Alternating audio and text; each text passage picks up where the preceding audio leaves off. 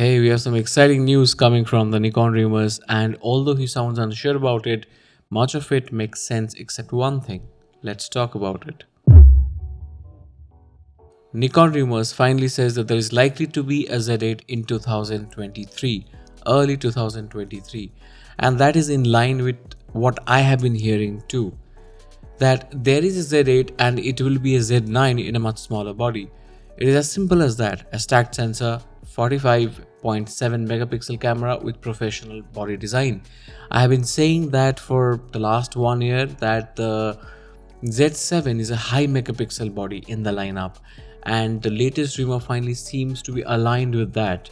Nikon said a while back while releasing the Z6 II that will be their last 24 megapixel full frame sensor, and we see the likelihood of that increase as we see Sony launch this A7 IV, which is a 33 megapixel camera.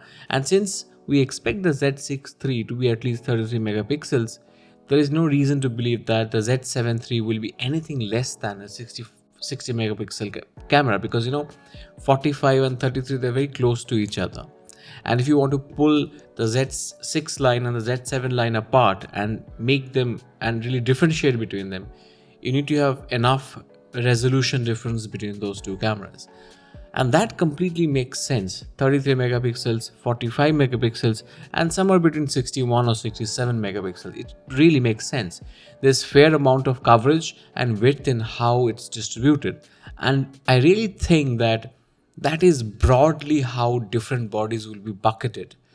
There's absolutely no confusion in my mind, at least, like a lot of people seem to have, that the 45.7 megapixel sensor is not that high, but medium resolution in 2022-23, and therefore Nikon will have a prosumer high megapixel body, some version of the Z7 version 3, and a professional high megapixel body, which is the Z1 in my estimation. And there is another very, very big reason why the Z8, particularly Z8, will have to be launched by Nikon. You see, Nikon designed this new fast stacked sensor and asked Sony to make this for them. Therefore, Sony have made massive investments in tooling and machining in order to make this sensor, this new sensor that you see in the Z9. There's no way, therefore, in heaven or hell, that paltry Z9 numbers can support that kind of investment, because if the numbers are not high enough, the sensor supplier will ask Nikon tough questions. They'll ask for higher unit cost from Nikon. But as you know, the Z9 is priced very, very well for its segment, which means they have already planned for economy of scale. They have already planned for the sensor to be of a certain affordable pricing, so that the prices of the cameras can be kept within a certain bracket.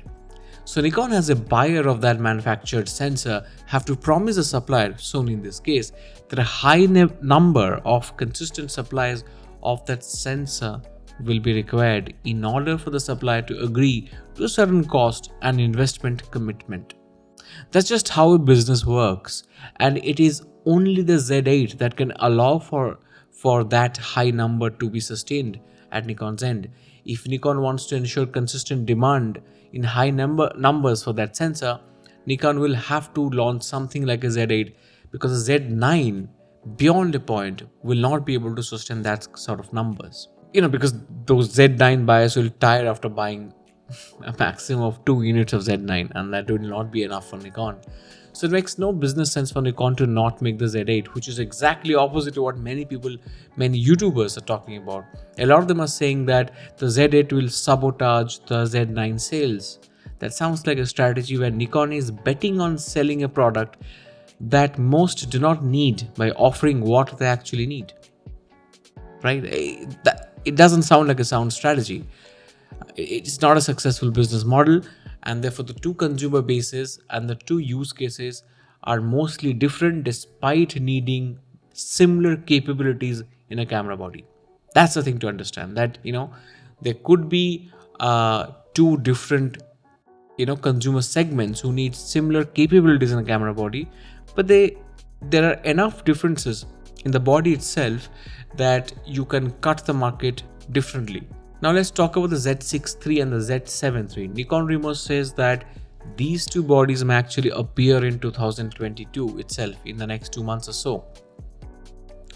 And while the Z8 will appear before the end of this financial year, meaning before March 2023, that works for me. What I'm really excited about though is the mention of the Z9 and of that ZF, which is a theoretically supposed to be a full frame version of the ZFC.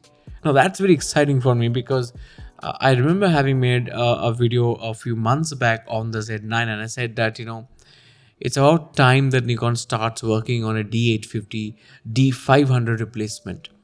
So the Z9 could be that. A mini crop sensor version of the Z9 sounds very exciting. Both of these could be exciting cameras, especially for the niche camps that they are designed for. But where I have my doubt is basis Nikon's comment last year that the Z6 II was the last 24 megapixel cameras. And if that's correct, if Nikon sticks to that promise, that then these rumors are getting some of these bodies wrong. Look at this chart. So the ZF cannot be a 24 megapixel full frame body then in that case. And it can't be that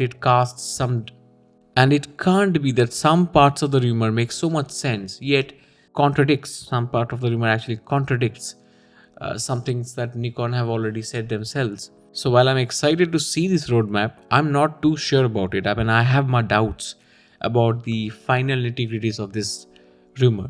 What do you think? Let me know what you think in the description below. I'm going to see you very soon with another one.